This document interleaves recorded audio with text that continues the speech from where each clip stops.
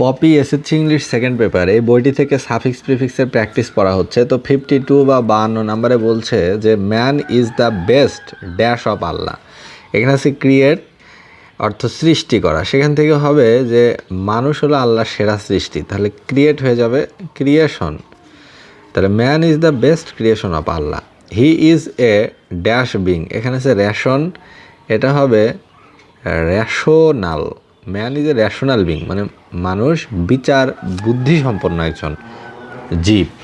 Allah has created man with the fourth of achieving dash affluence along with spiritual dash. তাহলে achieving এখানে আছে world, এটা হবে worldly affluence, অর্থাৎ মানুষকে আল্লাহ এভাবে সৃষ্টি করেছেন যাতে তারা পার্থিব অনেক কিছু অর্জন করতে পারে। অ্যালং উইথ স্পিরিচুয়াল এখানে আছে পারফেক্ট, এটা হবে perfection, TION perfection.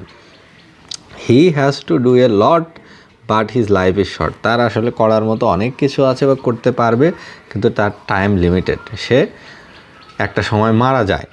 The dash of life has added a new value of human life. The shortness অর্থাৎ মানুষের জীবনের যে স্বল্পতা, অল্প আয়ু, এটাও জীবনে একটা নতুন মাত্রা যোগ করে। The dash of the new value is tragic to man. The addition of the new value is tragic to man. People who believe in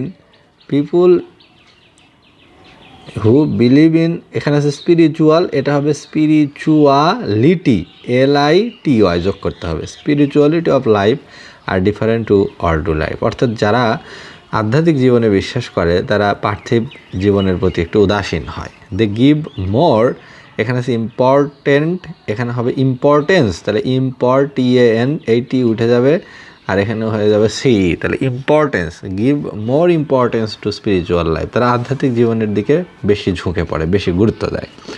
but those who want to gain worldly, এখানে আছে pauses, এটা হবে worldly possession মানে হচ্ছে অর্জন, অর্থাৎ ধন সম্পত্তি ইত্যাদি।